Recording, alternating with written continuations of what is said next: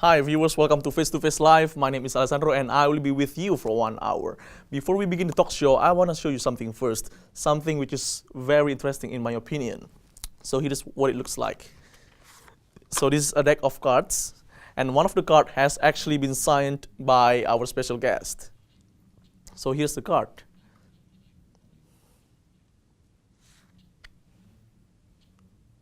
Okay, 4 of diamond, 4 of hearts, with the signature of our guest. I'm going to turn this over, just like that, and take it, put it in the middle, just like so. 1, 2, 3. Snap my finger, it goes to the top. Once again, 4 of hearts, 4 of hearts, put it here, goes to the top. Always on top, the head of the department, and I'm going to be talking with somebody who is actually the head of my department, English department, and she is Ma'am Risa Simanjuntak. Hi, ma'am. Hello. How are you doing, ma'am? I'm doing great. Okay. How did you like the trick? It's for you, ma'am. I was very surprised. You're very skillful. Okay, have a seat, ma'am. Thank you. So that was a game that I tried to find that would probably suitable for you. 4 of hearts. So how is everything going so far, ma'am, by the way? It was going great. Today is excellent. And I'm actually, I couldn't be happier to have you in this episode, ma'am. I've been waiting for this episode, actually. The pleasure is all mine. And your surname is actually Simanjuntak, ma'am. I want to know a little bit about you, ma'am.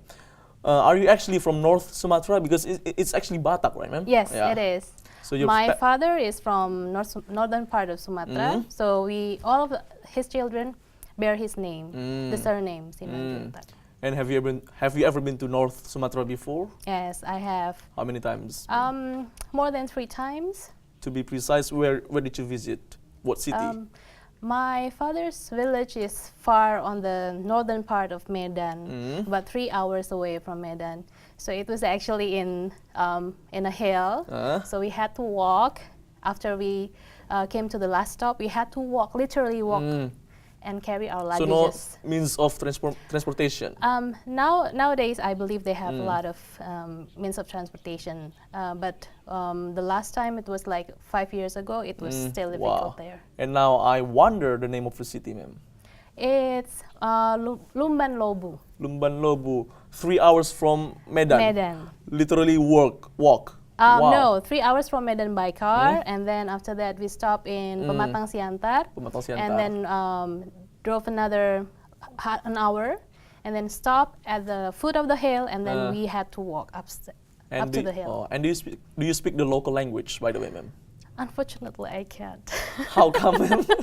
But I do, right? Such a shame. I'm Chinese, but I do speak the language.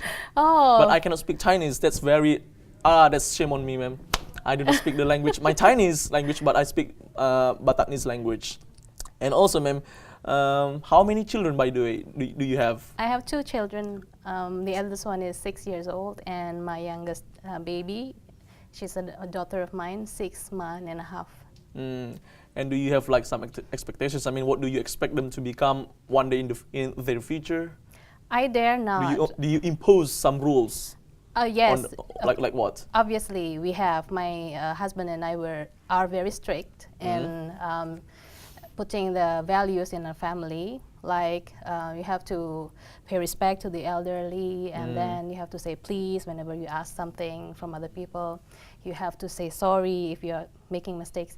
I think this kind of values are very basic and fundamentals. But regarding your questions about the professions they will be in the future, I dare not direct them right away here at this moment, because they are still exploring, they're still young. Yeah, especially my baby is barely can speak. So I just want to see them grow up and find their real passion. So the oldest one is 6 years old. Yes. And how is he or she? It's a boy. Oh, it's a boy. His so name how is is he doing? Omar. Okay. Yeah. He obeys everything that you say. Of course not. Oh, of course not. Okay. And now, ma'am, what are your current activities, by the way? Like the things that you do in order to finance your life? Currently, I'm teaching in university level. So people say I'm a lecturer. Yeah. That's my daily activity. And apart from that, I prepare materials, doing some assessments for the students, and doing administrative work for my department. So everything is still in the teaching field. Yes, education Okay. field. And do you only teach at BINUS University, or you also teach at some other universities? For the past 8 years, yes, this is my home, my base as a lecturer. Previously, I had the chance to teach in several institutions, including higher education level and other non-formal institution, like teaching people in the workshops while they were doing their day job in the companies or in the manufacturing business, and then after they finish their shift, they come and study English. And I can assume that you are a pretty busy person. You barely have time to maybe do some things, maybe your hobbies. But I do believe that deep inside your heart, you have some things that you like doing very much. Your hobbies, what are they, ma'am? My hobbies are very simple. Which I is? like to do handicraft, Wow. like cross-stitching, sewing, and do some works in the kitchen, like making cakes or cookies. But in terms of sports, what do you like, ma'am? I didn't do a lot of sports. Why not, ma'am? Um, It's something that we have to do. Yes. People say in order to Yes. keep I our body agree. healthy. I agree. So that's why you can see the way I am now. Jogging is my favorite. Jogging. And how often do you do it, ma'am? Not so often now. Yeah? Not so often. Yeah. Because of the activities that you have to do, probably. I could say because I have a baby, but that's not really an excuse because, as you said, I agree. Sports is part of our daily activity. I wish I would. And besides in being a more lecturer time. or maybe teaching at BINUS University, you are also taking your professor degree. Is it correct? Not yet. It's a doctoral degree. doctoral yeah, degree. but it's still in the way. So I'm in my first year, so I have 2 more years to go. And your major is? Applied linguistics. And what are the underlying reasons? I mean, what makes you interested in that particular subject? Applied linguistics is very interesting. It is the way we see language in the real context and the use. So like what we did previously, we talk, and then after that, when the camera is on, we talk, but the way we talk is different. So applied linguistics see those examples of the use of languages are 2 different sets of use of languages, and they research it. Apart from that, other contexts will be the use of language in trials, in judiciary areas. People tend to speak differently in those kind of areas. Wow. And you like it very much? I do, After all. And do you have like some difficulties in following everything regarding applied linguistics so far? Have you found any difficulty? If you ask me how did I come to love applied linguistics, it's quite not a direct route. I did have difficulty in trying to understand linguistic subjects. But eventually I got the feeling of it. I know why it is important, and everything sort of like falls into place after that. One of the challenge I had in the subjects in my undergraduate degree is phonetics, phonetics and phonology. It was scary, but I did that. I passed that course. No wonder why your pronunciation is so mesmerizing. Oh no. And I am totally amazed at the way you speak, the intonation, the pronunciation. Besides your pronunciation, when you speak, probably like when you were lecturing in the class, I also pay attention to the words you choose to convey. It's like one package, very nice. And that's my compliment to you, ma'am. Oh, thanks for that. Okay. And when you were a child, did you find yourself determined to get the first rank, ma'am? No, I didn't. I remember then when I was in my undergraduate years, we were a small group of students. There were only 20 of us. By the end of the 4th year, there were only 15 of us. So we were like a family, small family. We support each other.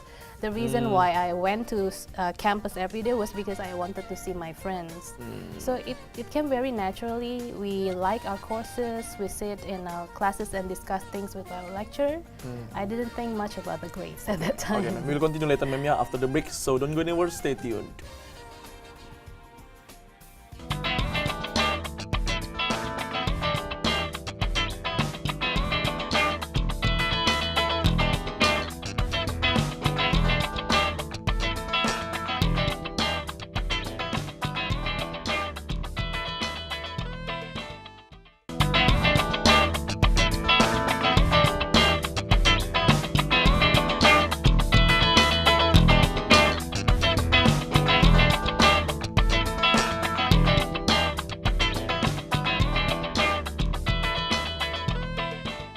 Hi viewers, welcome back with us on Face to Face, the only English spoken program on BINUSTV with me Alessandro as your host and Ma'am Risa Simanjuntak as our special guest. Now, ma'am, so you didn't think that you were determined to get the first rank simply because the number of the students was like 20, so it was like a family as opposed to competition. That's the reason. I think because I enjoyed learning as a whole process. Cooperative learning. Yes, I enjoyed the materials, I enjoyed the discussion with my lecturers, and because of that I was motivated very much, and also because I tried to give my best, and grades is sort of like a sweet bonus in the end of the day. So when you were a child, ma'am, when somebody's learning very eagerly, that's probably because there is a goal that underlies this spirit. When you were a child, ma'am, what was the dream that you used to have? I was always dreaming to be an architect. Architect. Because of what? Because you love seeing buildings? Yes. My first interest was actually in mathematics. My favorite subject in elementary school was mathematics. And in that I learned about the science of dimension. How I was always amazed to see one object. When you see it from different perspective, it gives you different realities of the object. So architecture. And why didn't you somehow pursue that particular dream? It was, it's pretty nice, a nice dream, if I may say. Yes, I always wish to have the chance, but probably it was part of my fate. I don't know if you believe in one. Yeah. I tried 2 times during at the time we call it UMPTN, Ujian Masuk Perguruan Tinggi Negeri. But you didn't manage. I wasn't successful in passing those 2 years, consecutive years. 2 times already. 2 times. Wow. 2 times. So you can imagine how heartbroken I was at that time. So that's the only dream, or did you also have another dream? Maybe like alternative dream. If this doesn't work, I have another one. Basically, why I came to study English was part of my parents' plan. My father was very keen to have one of his children to be a medical doctor, and then he asked me to consider to take that as a major. So I did. I chose medical doctor and then architecture and language as my mother requested. I was accepted in English department in 1995. So you can count from there how old I am now. And since then, I joined the English department. The second year in my undergraduate study, I tried again UMPTN and for architecture only, but it wasn't successful as well. So you didn't successfully manage to go to medical doctor as well? No. Either. Yeah, Wow. I didn't take medical doctor in the second year of the test because that was not my real passion. So your fate is to walk on language path. Yeah? Yes, here I am now. And how do you like it so far? When we are talking about language? I love it.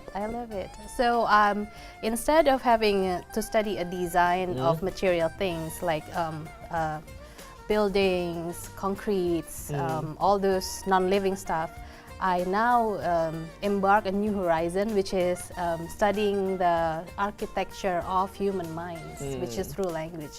So through language, we can profile people, we can profile the community. We can see whether the community is striving or surviving or having a bright future from the language. So you are now a language lecturer, but you were once dreaming to become architecture. I mean, do you now still like maybe draw some buildings because of it's kind of a buried dream? So you still like to do it, draw some buildings. Do you do that? Do you do that or not, ma'am? Not quite often. I did it with other objects. I create stuff with that handicraft. Oh, okay. So I built like boxes, fancy boxes, cross stitching and things like that. And were you a sort of person who liked to play a lot? What did you like study? to? Yeah. Of course. I mean, what about play outside? Maybe girls game, no? Oh, what do you mean by girls? Like lempar karet. Oh, when I was a little kid, Yeah. of course. I think most of the time I spend is outside the classroom is with my friends playing outside the house. I was very dark at that time. I barely came to my house. I had to be chased, unable to take a nap. So one of that is hopscotching is one of my favorites too. And you said that you are very interested in language, but language has, it's many. English, Chinese, Japanese, but why did you take English as your major? Why didn't you take like Chinese or maybe Japanese or maybe even Bahasa? Well, probably at that time there were not so many options. One of the biggest or most known lingua franca was actually English. But now I can see the trend is changing. Yeah, English, Spanish, Chinese or Mandarin, they are all in par. And did somebody like complain about you having chosen that particular major? Because some people say, why did you take it? It's not worth taking the major. Like English, why take it? You can hire a private teacher to teach you that one, and you can take another major. So you get two, right? Did somebody complain? Yes. Not back then, because still having an international related major was quite a coveted degree at that time. So, for example, export and import business like 20 years ago was on the top of the list. So it was not an issue at that time. And having to study English in the course is quite different, a very different path. So people was actually quite surprised or very amazed to see that I could pass the test. And during your university life, had you ever encountered a moment when you felt like giving up on something because it was too difficult to continue, to carry on? For example, when I was in my first semester, my utmost reliance is on my grammar, So I wasn't good at reading, listening, and speaking. So instead of complaining about that, because complaining basically doesn't make anything any better, so I tried to keep going. So I didn't give up. But did you ever feel like giving up on something? Maybe not that in that capacity, not that strong. But yes, I had problems. Like I said, phonetics and phonology was scary. And basically, something that is new and out of context, in my opinion, was always a challenge for me. But I was not a person who always relied on the past. I take the responsibility. I was committed to the course to finish it well, and I did. And in what way was phonology scary to you, by the way? All the symbols were scary. I also was pretty... And you have to remember everything. I also, when you were teaching linguistics, introduction to linguistics, I was kind of, frustrated, intimidated by all the symbols that I had no idea about. Symbols like, nothing in my mind, but I tried to, this is going to be very helpful for your pronunciation, and I got to learn it as hard as I could. And I if I can say, I did manage. And then, 4 areas of language: listening, speaking, reading, and writing. Which one of them did you find most difficult? I think difficult is probably not how I would put it, but the most challenging part would be reading. Reading and writing, of course. For me, listening and speaking is just like practicing inside the classroom, because outside the classroom we also use English actively. But reading was not natural. And after that, when I had to put it in writing, it also was a big challenge. Why do you think reading is difficult? Is it because of the vocabulary, or maybe some words that you were not familiar with, or simply because you need to digest the combinations of the words? Exactly. I believe it was because of the vocabulary, the amount of words that I did not truly comprehend, and I got stuck there rather than see the whole picture. And moreover, if the topic was not familiar, I tend to shoo away from that. As I said, tomorrow I'll do it. I read it tomorrow. Yeah. And what do you regard as the key to dealing with things related to university, ma'am? Is it persistence? Is it having motivation, or what, ma'am? I believe persistence is very important, but before that you have to find yourself. You have to be very comfortable in your own strengths and also know your weaknesses, because basically you cannot try to win all. But in the things that you like, you have to be able to challenge yourself. So when you find comfort in yourself, you can be very persistent and your passion will bear fruit. Okay, and we will continue later, ma'am, the conversation after the break. So don't go anywhere, stay tuned.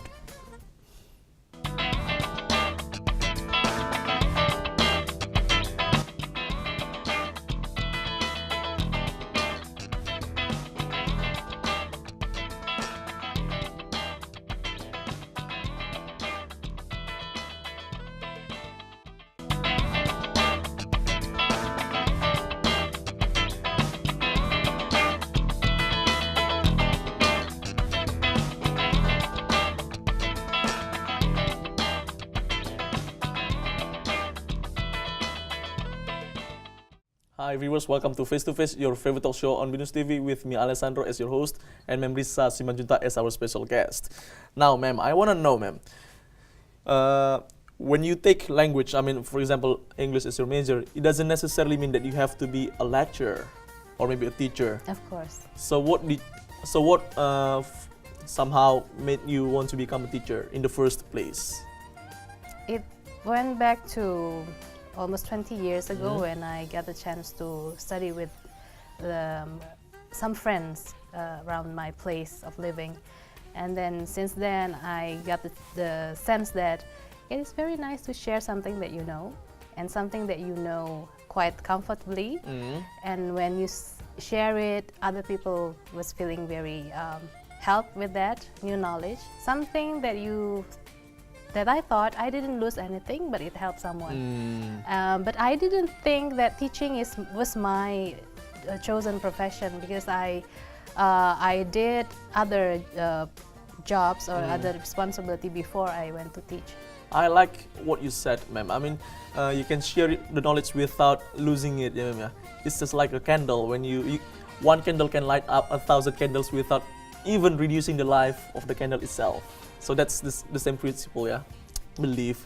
And also, ma'am, so you've been teaching for how many years, by the way, ma'am? I started teaching in 1995 when I got the higher education. 1995. 1995, but it's sort of like sharing, not teaching. study, like study group, not real teaching. My first official teaching job was in 2000. So up to now, 15 years. 15 years, okay. So 1995 was just like sharing. Yes. Okay.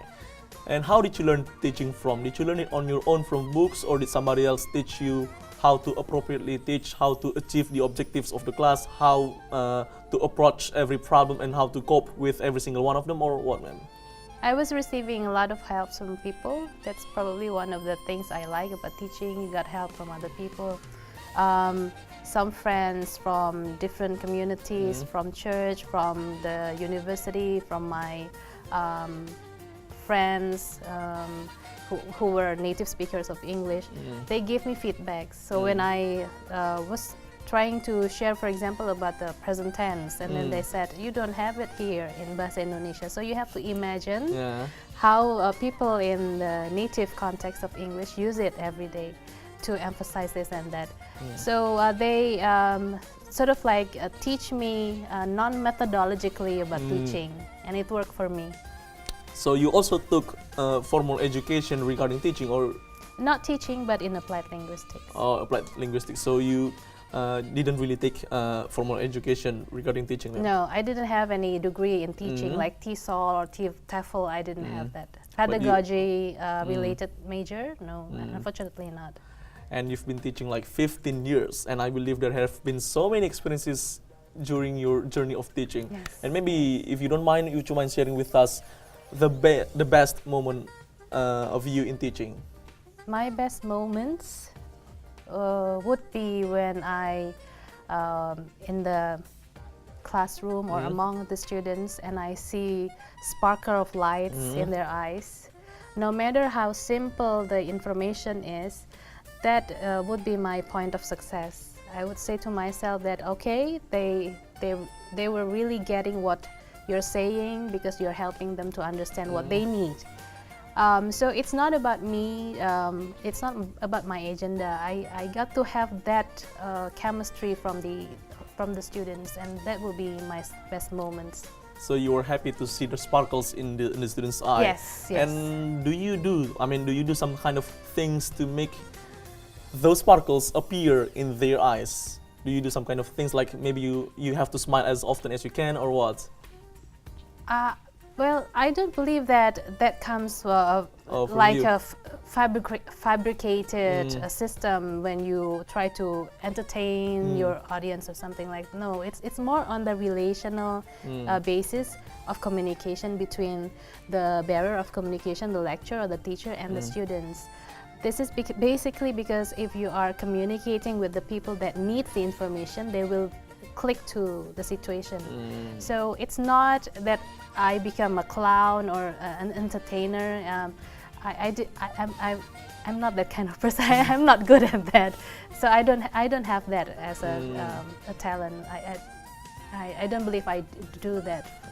And do you think that you actually possess the ability of joke, sense of humor? I tend to get very nervous in front of a multitude of people. You've been teaching for 15 years, ma'am. It is. And every time I came to the classroom in the first week of the semester, I become very nervous.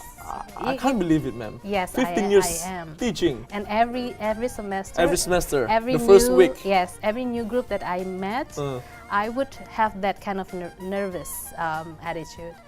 So it's not about I'm standing in front of the stage and trying to get as many as claps of hands or things like that, because I thought that would I be able to help them? Would I be able to give what they need throughout the semester? Okay. That makes me nervous sometimes.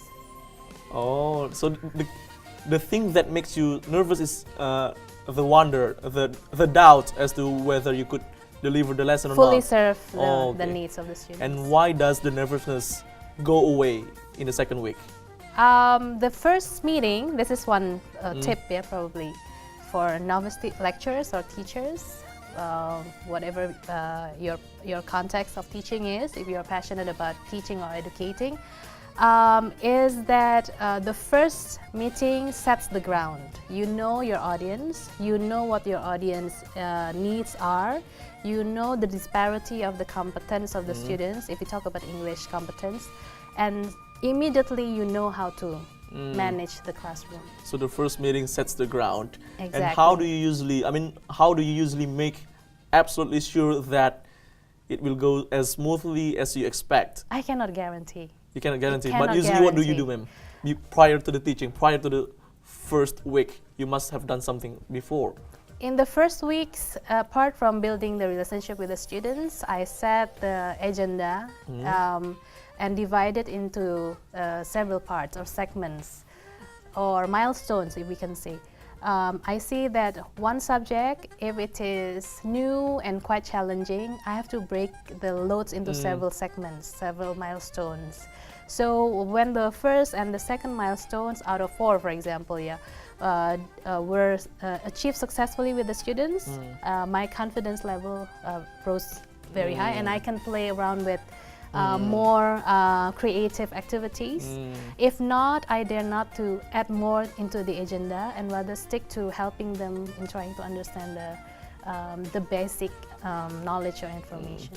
I'll tell you what, ma'am, I'm trying to recall my memory when you first came to my class in the very first week and you didn't appear nervous, in my opinion. Because I know you. In the first week, not in the semester, when I was in my first semester, orientation session. You mean in your junior year? Yeah. Oh. You didn't appear nervous.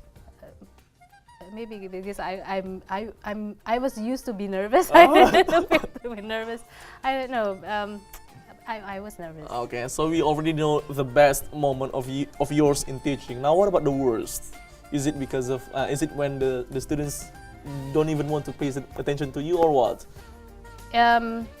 Not that they didn't want to pay attention to me, but more on the fact that the students did not have any belief that the information or knowledge would be beneficial. That would break my heart into pieces. So I found it very, very hard if I got that moment. And then usually I would stop everything that I have on my plate, like in my agenda or my lesson plans, and concentrate only on that, trying to get the big picture, why the students were having difficulties in understanding or comprehending the materials, and then try to dissect which groups of students, the in-groups, that would need more help, and then try to move on very slowly after that. But the setback was quite hard when I realized that. And when teaching, what are you most irritated by? Are you irritated by people who come late to the class, or are you irritated by people who don't finish their homework, or what, ma'am? Those examples are actually, in my opinion, in my humble opinion, are evidence of lack of motivation. So it is not solely of them coming late or not doing the homeworks, but people do certain things or say certain things because of a reason. They don't just do it or just forget they have a commitment or something. That's because they try to avoid something. So when those things appear, the irritation came because I realized this is not something that motivates them. So that irritated me. That irritated me. So we do some kind of reflection Yes. on what we can do best. Yes. Oh, so instead of when let's say when a student doesn't come to our class, we can try to think of why they're not so motivated. Yes. Oh. I would suggest that we do not linger on that fact. Why is that person that didn't come to my class, and try to ask in details, but more why was the motivation level in my class in this particular group was so low. So in my opinion, I have always to acknowledge it and in proportion try to figure it out. Okay, and we have one more segment after this, ma'am. So don't go anywhere. Stay tuned.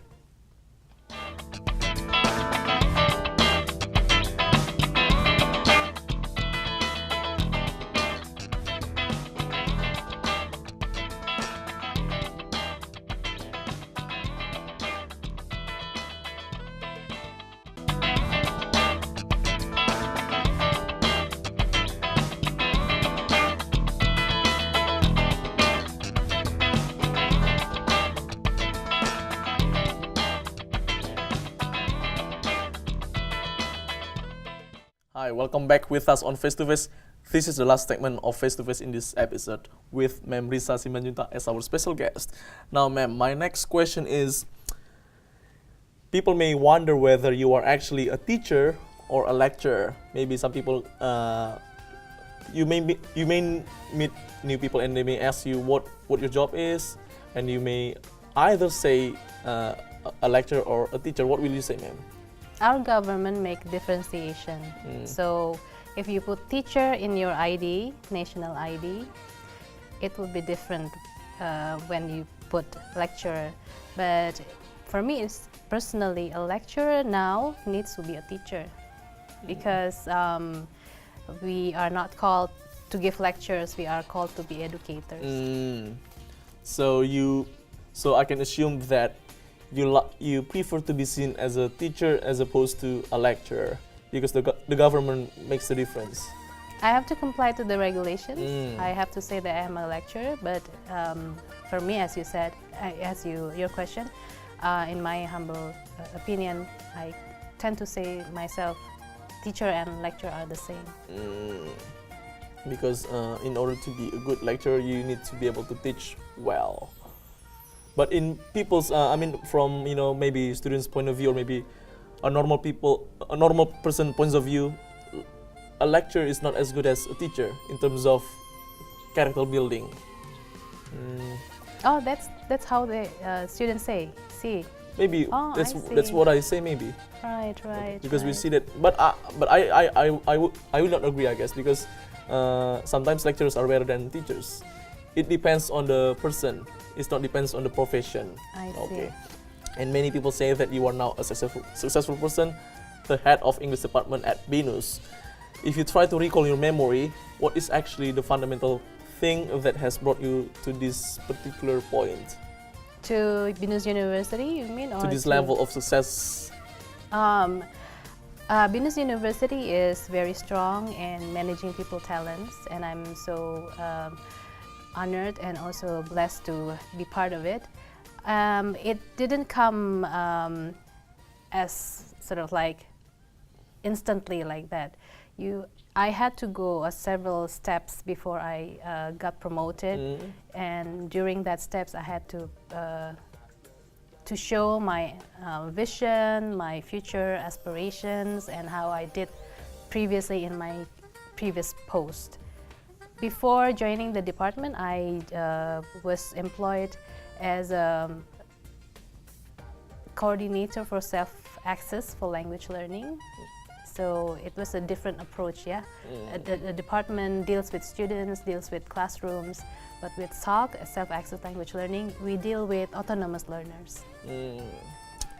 And I believe you have actually undergone so many problems or maybe so many moments in your life. And I really wonder the best moment in your life. When was it, ma'am?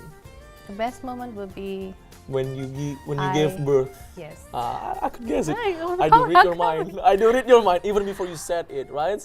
Yes, yes. I. How did you do it? You were thinking of it, and it was very easy for me to see what was on the mind. I see. If you didn't think about that, I wouldn't be able to get it. Oh, I see. You blocked it. If you let it be read, it would be read. I see. So why was it so joyful to you? I think every mother would say the same. It's giving birth is a life-changing experience. You give way to new life to come to be, and you sort of like nurture that new hopes. And it was a privilege up until now. So I could not compare to any other experience. Well, I just want to tell you that what I did before reading your mind was kind of risky. Hopefully it was right. If it was wrong, it's live show, gone. And what about the worst moment in your life? Maybe the biggest problem that you have ever had, and tell us how you dealt with it. I will not say anything. You can read my mind. No. Probably. There are lots of problems. I'm afraid I have to say that I'm but the major ordinary person. The major one will be losing someone. I lost my niece when she was only 10 days old, and it was very heartbreaking. Because previously, it was like 20 years ago, previously I knew death from afar, not a single close relative got passed away. But having it very close to you, it was one of the, not worst, yeah, but very shocking, I would say. Okay. And now, ma'am, goes back to your career. Without being humble, do you think that you are actually a successful person or not, ma'am? Are you saying that being humble is one of the key important? No, I mean, do you think that you are now a successful person or not without trying to be humble? I mean, do not speak humbly. Oh, I would say what I have done give me pleasure and also give me pride in itself. But to be successful in my future projection is just halfway through. Okay. Yeah. And what is actually your measure of success? The measurement? Doing what we love or what? Yes, doing what you love is a success, but doing something that you plan is also part of the success. Okay. So you and I are not, we do not agree on a statement that says success should be associated with money. So we do not think money is the thing. I would not blame people who said that, even though I do not truly agree with that, because you need to have something that other people can measure. Okay. Yeah, health, money, a lot of children. You can measure all of those. So those become parameters of success. Okay. One last thing, ma'am. What is your message, or maybe what is the motto of your life that you always live with? Just in short. Okay.